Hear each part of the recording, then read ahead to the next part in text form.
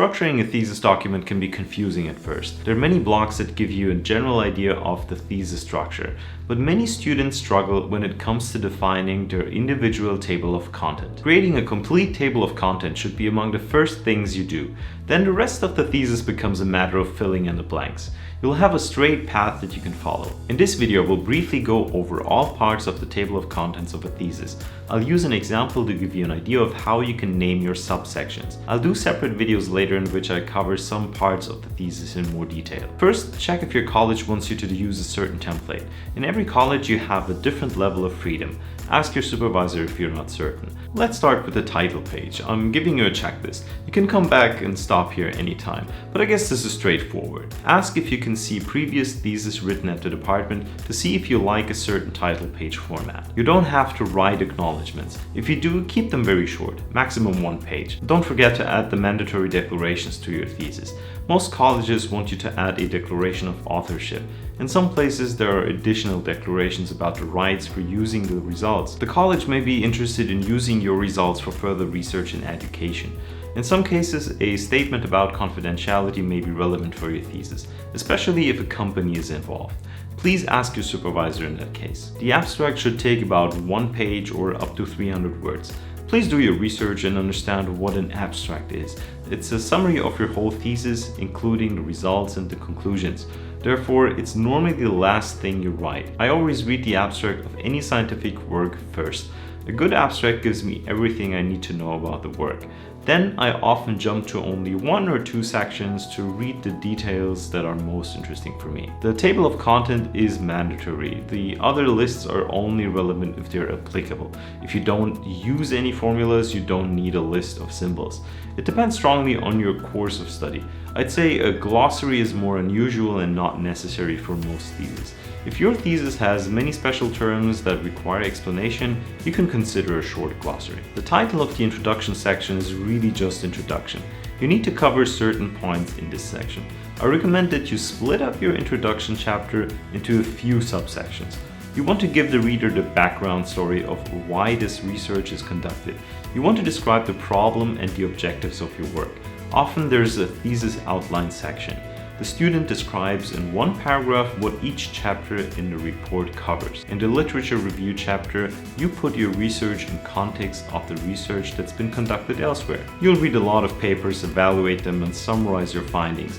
How you structure this chapter is very individual. As a space engineer, I feel more comfortable to give you 1 example from my domain. Let's say we're supposed to design a drag sail mechanism in our thesis, a device that you can attach to satellites and that will deploy a sail.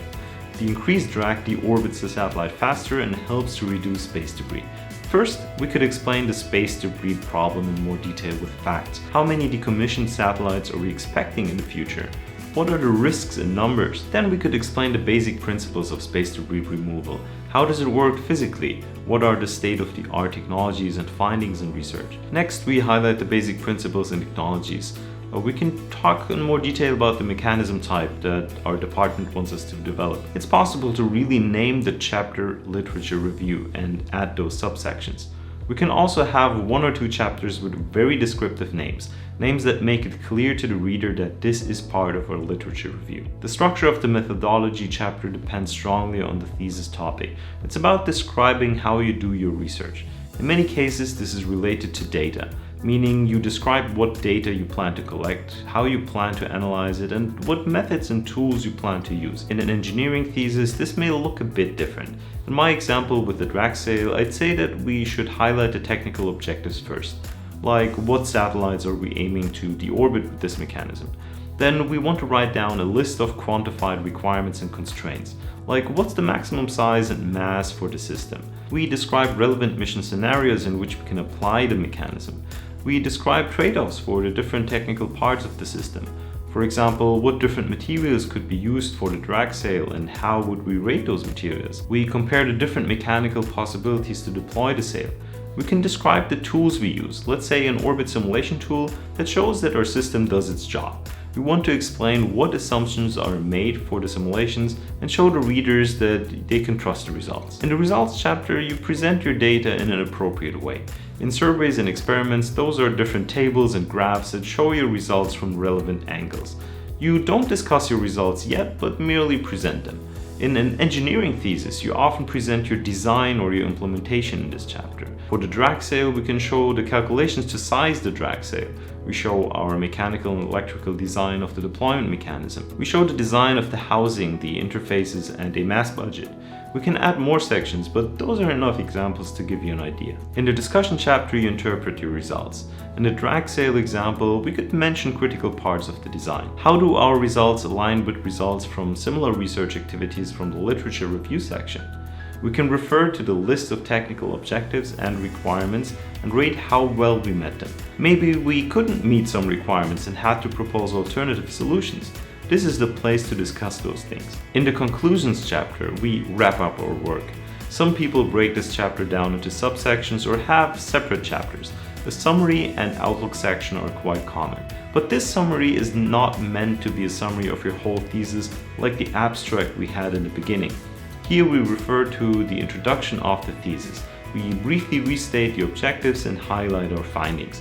We want to show the reader how well we have met the overall goals of the thesis. We also mention the limitations. We describe how this research matters and how it can be applied. In the outlook or future work section, we mention aspects that can be improved or that require further investigation. You have some freedom here. Some students, for example, add a lessons learned section. Here's a special tip. If you're looking for a thesis topic, read the Outlook section first. You may find something that you can continue working on. Then reach out to the supervisors. We've almost made it. The reference list is mandatory.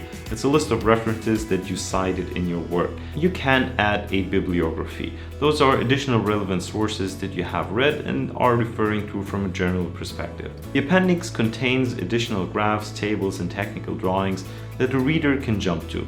For our drag sail, the different technical drawings and circuit diagrams don't belong to the body of the thesis. Those have too many details. We highlight the main aspects of our design with supporting figures in the body. Make sure to refer to your appendices from the main body. I don't expect a long appendix for our example, maybe 10 to 20 pages maximum. If you have enormous data sets, you want to submit them in a digital format instead of printing out hundreds of pages. An index is relatively unusual for a thesis and can consume a lot of additional time. It's normally not mandatory. I hope this video helps you in structuring your thesis. Stay tuned for more videos about this topic. Enjoy writing your thesis and see you soon.